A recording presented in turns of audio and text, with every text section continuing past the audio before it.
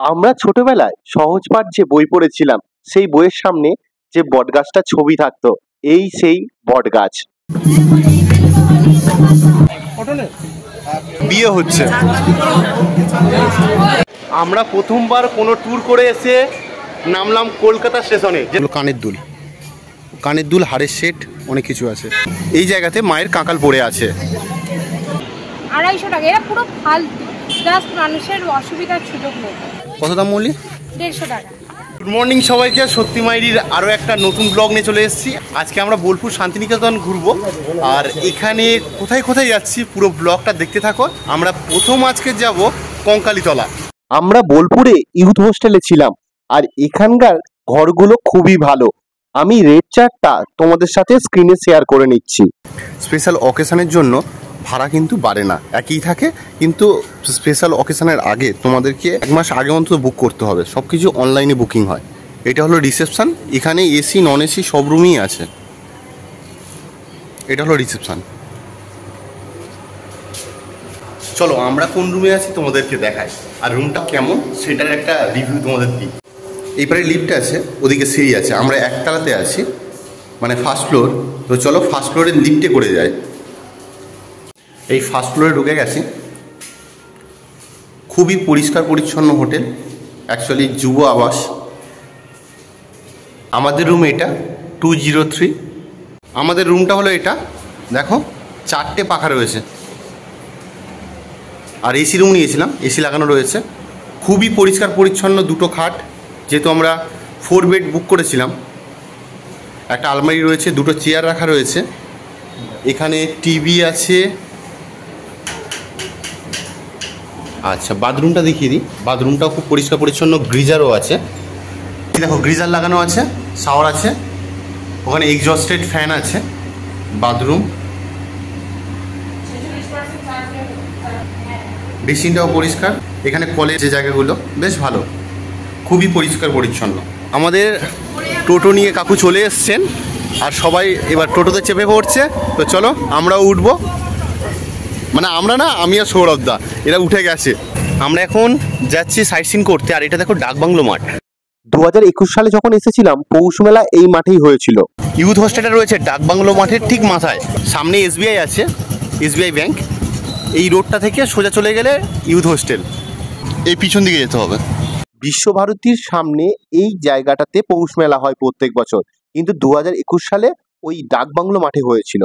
আর এই মেলা প্রাঙ্গণের পাশে এই সুন্দর জায়গাটা রয়েছে। এখানে ফুল চাষ করা হয়, আর এখান থেকে বিভিন্ন ধরনের গাছ বিতরণ করা হয়। আর দেখো ভিতরে অনেক রকমের ফুল ফুটে আছে। আমার তো ফুল খুবই ভালো লাগে, আমার না সবারই ভালো লাগে। আর দেখো এখানে কত ধরনের ফুল আছে। আজকে সানডে আছে, আর এখানে দেখলাম বৃক্ষ বিতরণ চলছে। এদিকেও আছে, এদিকেও অনেকে নিচ্ছে। যারা গাছকে ভালোবাসে, গাছ উঠতে চায়, তাদের বলবো, যারা বোলপুরের বাসিন্দা, তারা এখান থেকে গাছ সংগ্রহ করতে পারো। এখন আমরা পার করছি প্রান্তিক স্টেশন। এই রাস্তায় সোজা যাব। এখন রেলগেট পড়েছিল বলে ভিড় আছে। এই রাস্তায় সোজা গেলে কঙ্কালীতলা। আমরা এখন কঙ্কালীতলার দিকে যাচ্ছি। আর এই যে রাস্তাটা ফাঁকা দেখো চারিদিকে, এত সবুজ গাছপালা আর পরিবেশ জাস্ট অসাধারণ। আমরা চলে এসেছি কঙ্কালীতলা মন্দিরে। আর এই মন্দিরের বাইরে প্রচুর দোকান আছে। বাইরে বলতে যে রাস্তা দিয়ে আমরা এন্ট্রি করব, সেখানে প্রচুর দোকান আছে। তোমরা যেখান থেকে খুশি মন্দিরের ডালা নিতে পারো। চলো আমরা এখন মন্দিরের ভিতরে যাই। টোটো যে আমরা বুক করে এসেছি, তার জন্যে 10 টাকা পার্কিং চার্জ লেগেছে। আর এখন আমরা মন্দিরের ভিতরে প্রবেশ করছি। এটা হলো মায়ের গেট, জয় মা কঙ্কালী লেখা আছে। এটাও কিন্তু 51 সতীপীঠের একটি পীঠ। এখানে মায়ের কাঁকাল পড়েছিল, সেখান থেকে হয় কঙ্কালীতলা।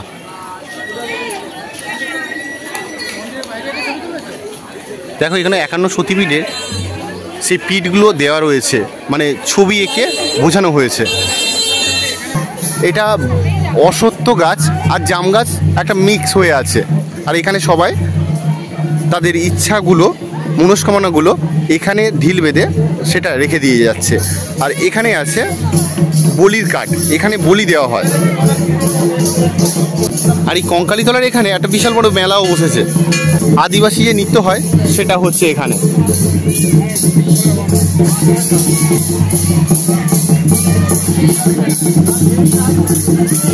আর দেখো অনেকেই দোকান নিয়ে বসেছে, তোমরা চাইলে এখান থেকেও শপিং করতে পারো। দেখো এখানে আদিবাসী নৃত্য হচ্ছে। মাথায় যে ঘটিটা বসানো রয়েছে সেটা কিন্তু পুরোপুরি ব্যালেন্সের উপরে রয়েছে।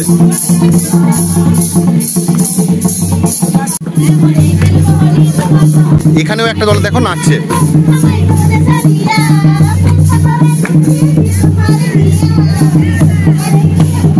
ওনারা কিন্তু যে ঢোল বা মাদলটা বাজাচ্ছে, আমি অ্যাকচুয়ালি ইনস্ট্রুমেন্টের নাম জানি না, আর উনি বাজাচ্ছেন, এনারা কিন্তু গান করছে প্লাস নাচছে। তোমরা কিন্তু চাইলে এনাদের সাথে নাচতে পারো আর সাথে কিছু সাহায্য করতে পারো এনাদেরকে। কঙ্কালীতলাতে এসে যারা ভোগ খেতে চাও, দেখো এখানে ভোগের কুপন দিচ্ছে। ভোগের কুপন মূল্য 50 টাকা করে। দুপুর 12:30 থেকে ভোগ খাওয়ানো স্টার্ট হয়। এখান থেকে তোমরা ভোগের কুপন সংগ্রহ করতে পারো। বিয়ে হচ্ছে।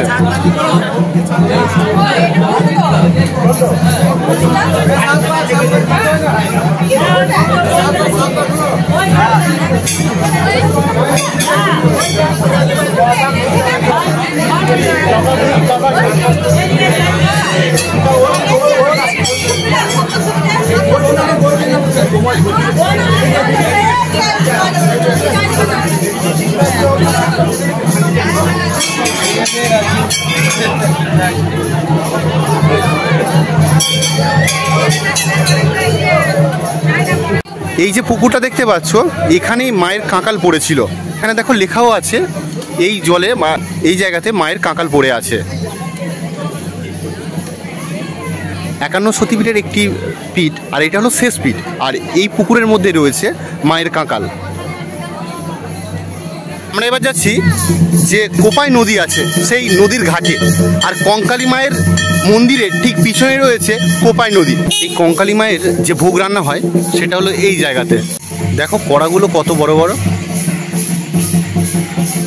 এটা হলো কোপাই নদী। আর এখানে যে পজিশনটা দেখতে পাচ্ছি, মনে হয় এখানে সন্ধেবেলায় সন্ধ্যা আরতি হয়। না কোপাই খাল নাকি কোপাই ড্রেন বোঝা যাবে না। দেখো পুরোটা ঘাসে ভরে গেছে। আর এদিকে দেখো জলটাও পুরো কালো হয়ে গেছে, চারিদিকে পুরো শুকনো। আমরা এখন দর্শন করতে যাচ্ছি এই কঙ্কালীতলার ভৈরব, রুরু ভৈরব।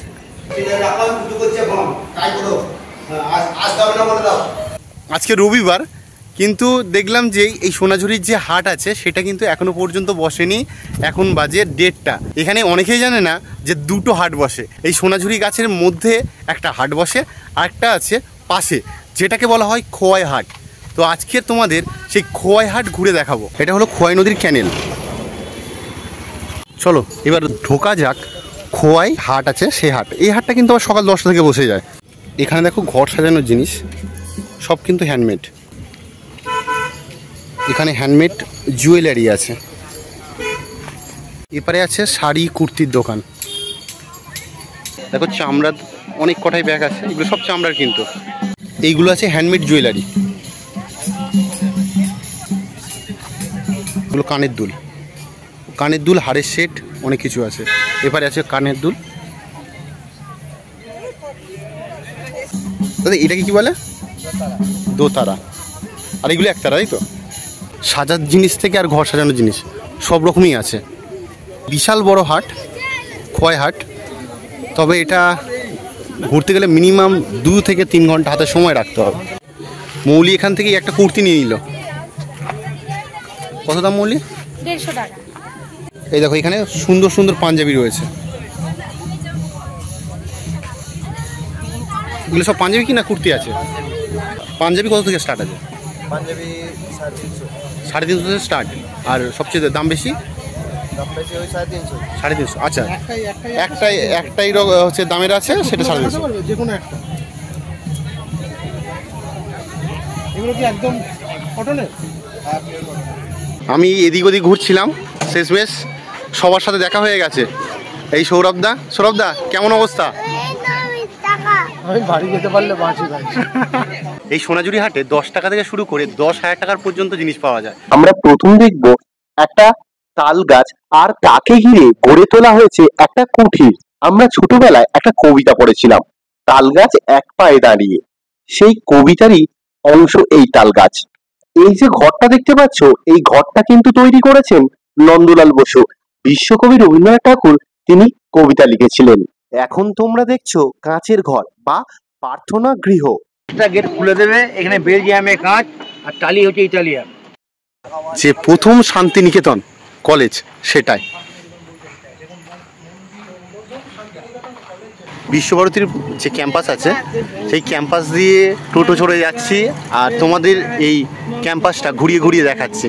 এটা হলো ছাতিমতলা। কেন দেখুন, বিশ্বকবি রবীন্দ্রনাথ ঠাকুর, মহর্ষি দেবেন্দ্রনাথ ঠাকুর প্রথমে এখানে দুখানা ছাতিম গাছ একসঙ্গে দেখতে পেয়েছিল। ছাতিম গাছ, দুখানা ছাতিম গাছ একসঙ্গে।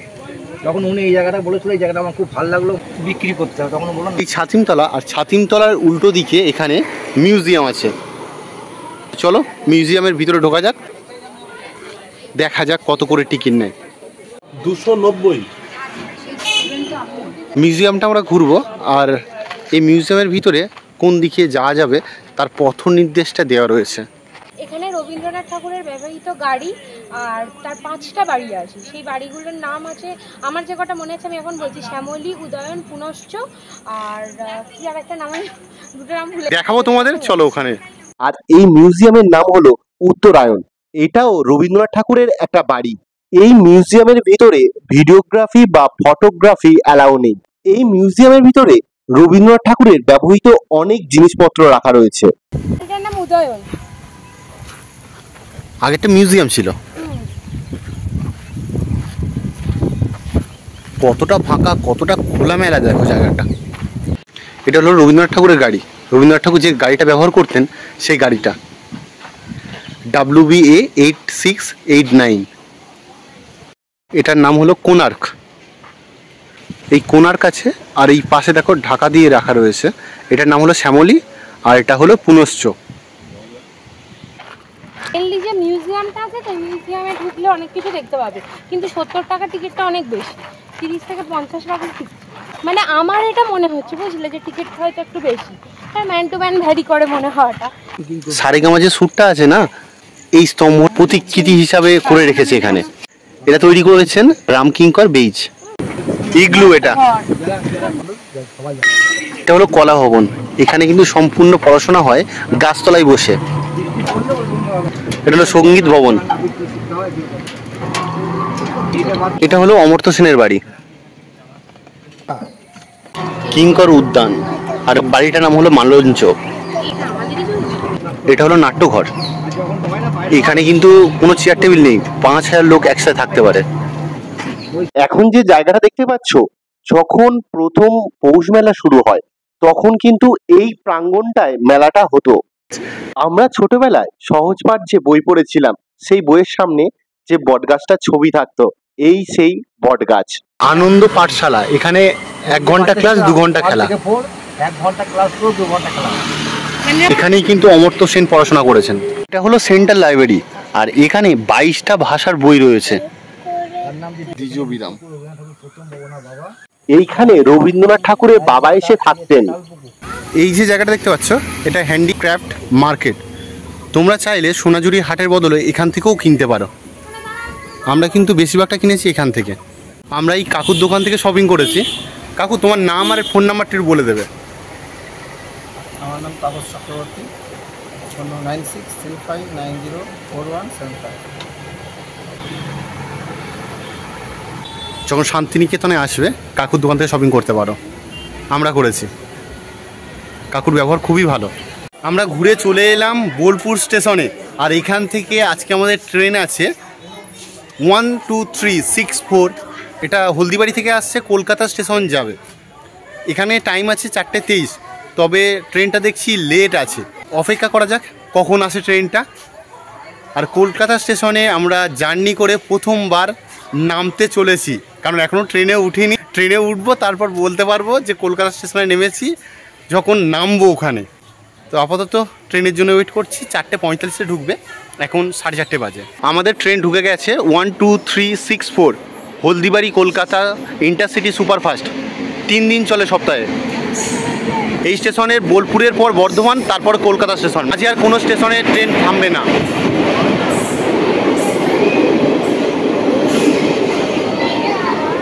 এখন টাইম হয়েছে 5:40, তো এখন বর্ধমান স্টেশনে আছি।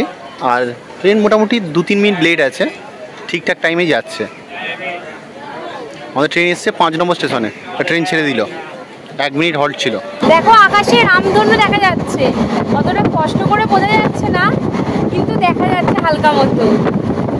কি সুন্দর লাগছে রামধনুটা দেখতে।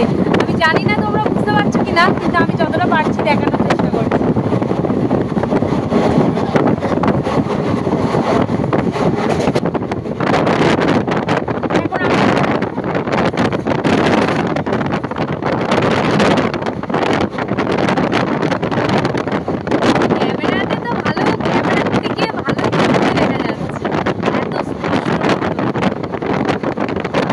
এখন ডানকুনি ক্রস করছে, আর এটা ফ্লিপকার্টের ডেলিভারি অফিস।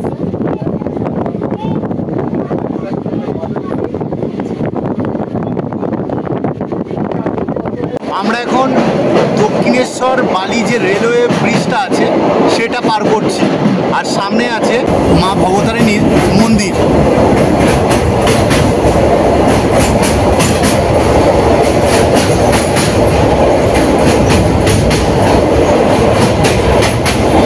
দেখো মন্দির হয়তো দেখতে পাচ্ছ তোমরা এবার, দক্ষিণেশ্বর মন্দির।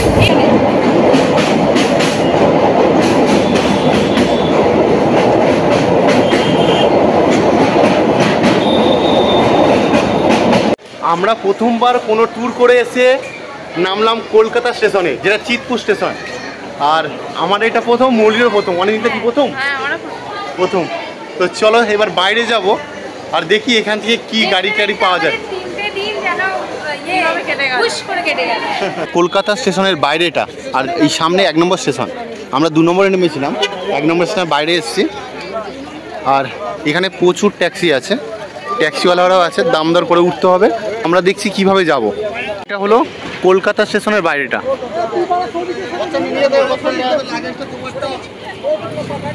কলকাতা স্টেশন থেকে আমরা অটো বা আদার্স গাড়ি করতে চাইছি, 250-300 টাকা ভাড়া বলছে।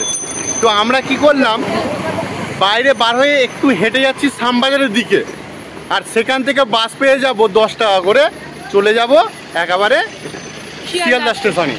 এই দেখো, এই যে খালপোলটা আছে না, সেই দিকে আমরা হেঁটে যাচ্ছি। এইখান থেকে 950 মিটার শ্যামবাজার যে 5 মাথার ক্রসিং আছে সেই জায়গা। এই দেখো, এই রাস্তা দিয়ে আমরা হেঁটে চলে এসেছি। 500 মিটারও না, 450 মিটার এই হলো বাস রুট। আর এইখান থেকে এই বাঁ দিকে যাব, গেলেই শ্যামবাজার, আর এইখান থেকে আমরা বাস পেয়ে যাব। তো চলো আগে এপারে যাই। 950 মিটার হেঁটে চলে এসেছি যে শ্যামবাজার মোড় আছে, 5 মাথার মোড়, সেই 5 মাথার মোড়ের কাছেই দেখতে পাচ্ছ ওখানে নেতাজির স্ট্যাচুটা আছে। আলো আছে বলে বোঝা যাচ্ছে না, তবে আমরা যেখানে উঠলাম সেখান থেকে বাস পেয়ে যেতাম। আজকে যেহেতু 21শে জুলাই, সেই জন্য আমরা কোনো বাস পাইনি, সেই জন্য এই 5 মাথার মোড়ে আসতে হলো। এই দেখো, আমরা শ্যামবাজার 5 মাথার মোড়ে চলে এসেছি। ওই দিক থেকে এটা হলো বেলগাছিয়ার যেটা আছে, সেই বেলগাছিয়ার দিকে যাচ্ছে। যদি কষ্ট করে 1 কিলোমিটার হেঁটে আসা যায় তবে অনেক টাকাই বাঁচানো যায়। কলকাতা স্টেশন থেকে আমরা এই শ্যামবাজার 5 মাথা মোড়ে আসতে কত টাকা চেয়েছে? 250 টাকা। অটো রিজার্ভ করে আসতে হবে আবার 250 টাকা। এটা পুরো ফালতু, জাস্ট মানুষের অসুবিধার সুযোগ নেই। আর এখান থেকে মাত্র 15 টাকা করে ভাড়া দিলে চলে যাব শিয়ালদা স্টেশনে। বোলপুর থেকে ঘুরে চলে এলাম বারুইপুর।